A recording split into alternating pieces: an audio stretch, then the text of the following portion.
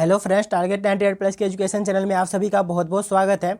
Guys, जैसा कि आप सबको पता होगा कि अपने यूट्यूब चैनल पे एक रेलवे एनटीपीसी के लिए फुल डेडिकेटेड क्लासेस लगाई जा रही हैं। इसमें अब तक रेलवे द्वारा एनटीपीसी में पूछे गए सभी प्रश्न बिल्कुल सब्जेक्ट वाइज चलते आ रहे हैं। ठीक है, अब तक टोटल 3 क्लासेज पॉलिटी के हो चुके हैं और 3 क्लासेज ज्योग्राफी के हो चुके हैं। अगर आप उन वीडियो को नहीं देखे हैं तो उन्हें जाइए और देखिए। आज का जो ये अपना सेशन है ये पॉलिटी पार्ट 4 है। इसमें 20 क्वेश्चन हम लाए हुए हैं, बिल्कुल डिटेल में डिस्कस करेंगे 20 क्वेश्चन को। कोशिश हमारा यही रहेगा कि यहाँ से हमारा 100 क्वेश्चंस कंप्लीट हो जाए, क्योंकि जितने भी क्वेश्चंस हैं उन्हें बिल्कुल डिटेल में हम डिस्कस करने वाले हैं। ठीक है, सेशंस में बिल्कुल लास्ट तक बने रहिएगा, बहुत मजा आएगा। अगर आप टारगेट 98 प्लस के एजुकेशन चैनल में पहली बार विजिट किया तो प्लीज़ चैनल को सब्सक्राइब करके साथ में बेल आइकन पे दबा के नोटिफिकेशन बेल पे ऑल पे क्लिक कर लीजिएगा। ठीक है, ताकि हमारे द्वारा किए गए हर एक अपडेट आप तक सबसे पहले पहुँच सकेगा। चलिए चलते हैं, बिना किसी देरी की हुए अपने सेशंस की तरफ आगे बढ़ते हैं।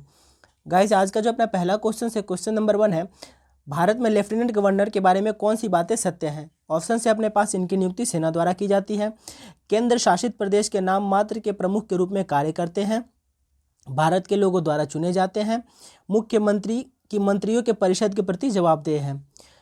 ये रेलवे एनटीपीसी एग्जाम 12 अप्रैल 2016 फर्स्ट पाली में पूछे गए क्वेश्चंस हैं। ठीक है फ्रेंड्स, बात करें इसके राइट आंसर की तो इसका राइट आंसर हो जाएगा बी, यानी केंद्र शासित प्रदेश के नाम मात्र के प्रमुख के रूप में कार्य करते हैं। फ्रेंड्स, जैसा कि आप सबको पता होगा कि जो भी अपने यूनियन टेरिटरी होते हैं वहाँ पे जो भी शासन प्रशासन के प्रमुख होते हैं वो अपने लेफ्टिनेंट गवर्नर ही होते हैं। ठीक है, चलिए चलते हैं आगे। अगला क्वेश्चन से अपना, भारतीय संविधान में पहला संशोधन कब किया गया था? भारतीय संविधान के पहले संशोधन की बात करें तो 1951 में किया गया था, और इस संशोधन के अंतर्गत कुछ मुख्य आर्टिकल को भी इंक्लूड किए गए थे और 9वीं अनुसूची को इसी संशोधन के अंतर्गत ही इंक्लूड किया गया था। ठीक है, ये रेलवे एनटीपीसी एग्जाम 4 अप्रैल 2016 थर्ड पाली में पूछे गए क्वेश्चन हैं। चलिए चलते हैं आगे। अगला क्वेश्चन है अपना, भारतीय संविधान की प्रस्तावना में किस संशोधन के अनुसार संशोधन किया गया था? ठीक है फ्रेंड्स, बात करें जो अपने प्रियम्बल है संविधान में, उसमें जो संशोधन किया गया था वो 42वें संविधान संशोधन के अंतर्गत किया गया था। 42वां संविधान संशोधन कब किया गया था? तो 1976 में। ठीक है, 1976 में इन्हें संशोधित किया गया था 42वां संविधान संशोधन के अंतर्गत, और इसमें समाजवाद, ठीक है, कौन से समाजवाद और धर्मनिरपेक्ष शब्द को एक बार मैं फिर से लिख दे रहा हूँ, यहाँ पे आप नोट कर लीजिएगा, ये इंपॉर्टेंट है कि जो 42वां संविधान संशोधन हुआ था अपने प्रियम्बल में, उसमें समाजवाद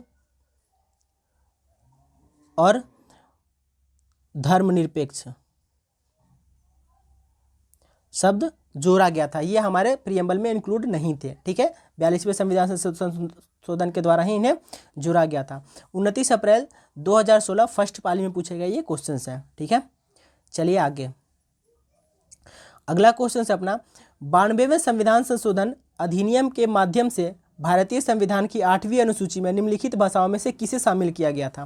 फ्रेंड्स, बात करें अगर हम 92वें संविधान संशोधन की तो ये 2003 में संशोधन किया गया था। ठीक है, और इसके अंतर्गत मुख्यतः जो अपनी 8वीं अनुसूची है इसके अंतर्गत 4 भाषाओं को इंक्लूड किया गया था। कौन कौन सी? बोडो, डोगरी, ठीक है, बोडो, डोगरी, मैथिली और संथाली, 4 भाषाएं को इंक्लूड किया गया था, जिसमें 3 यहाँ पे तो ऑप्शन में है। अपने क्वेश्चंस में क्या पूछ रखा है कि इनमें से कौन सी नहीं है, शामिल नहीं किया गया था? तो इसका राइट आंसर डी हो जाएगा, कन्नड़, क्योंकि 8वीं अनुसूची में 92वें संविधान संशोधन के तहत 4 भाषाएं जोड़े गए थे, बोडो, डोगरी, मैथिली, संथाली। ठीक है, कन्नड़ को नहीं जोड़ा गया था। अपना राइट आंसर यही हो जाएगा।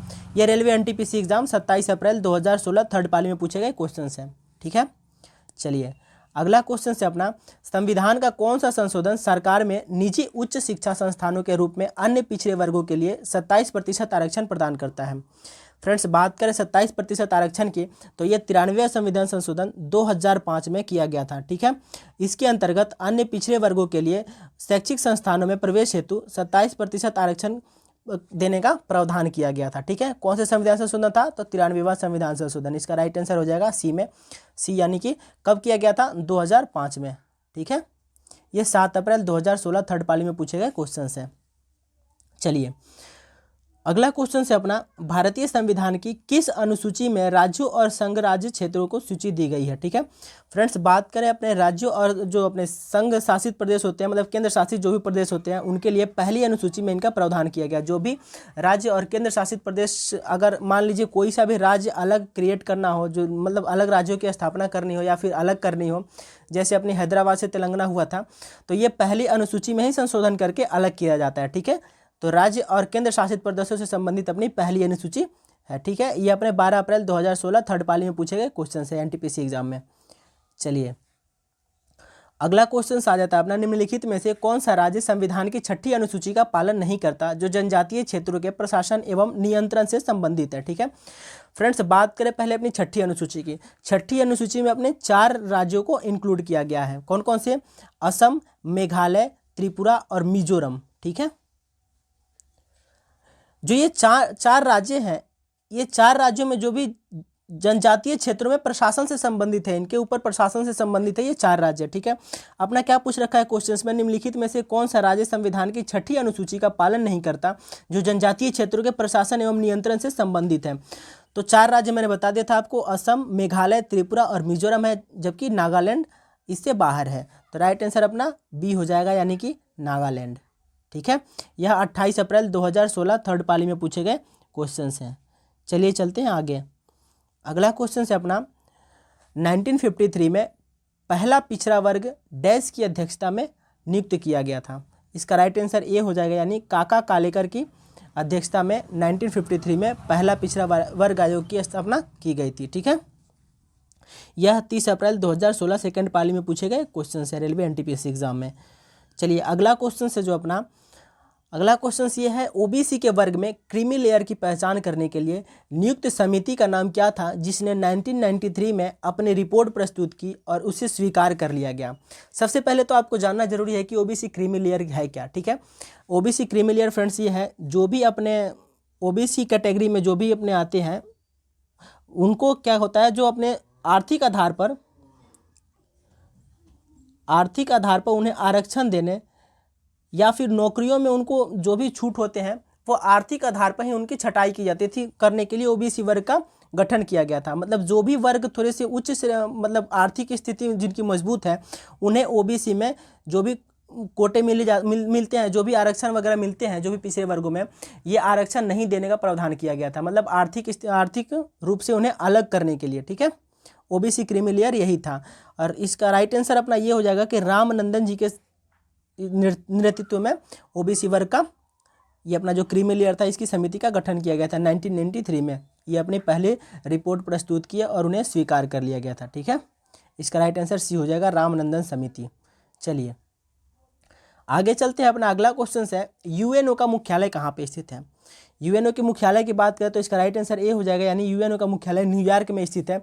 और इसकी स्थापना कब हुई थी, यहाँ से भी क्वेश्चन आते हैं। तो 24 अक्टूबर 1945 को, ठीक है। 24 अक्टूबर 1945 को यूएनओ की स्थापना हुई और इनका मुख्यालय कहाँ पे स्थित है, तो न्यूयॉर्क में स्थित है। यह 30 मार्च 2016 फर्स्ट पाली में पूछे गए क्वेश्चन हैं, ठीक है। चलिए अगला क्वेश्चन आ जाता है अपना, एक सहकारी समिति में पालन किए जाने वाले सिद्धांत कौन सा नहीं है। ऑप्शन है अपने पास, एकाधिक वोट, एक आदमी एक वोट, कोई वोट नहीं, एक हिस्सा एक वोट। फ्रेंड्स इसका राइट आंसर बी हो जाएगा, यानी एक आदमी एक वोट, ठीक है। ये 7 अप्रैल 2016 थर्ड पाली में पूछे गए क्वेश्चन है रेलवे एनटीपीसी एग्जाम में।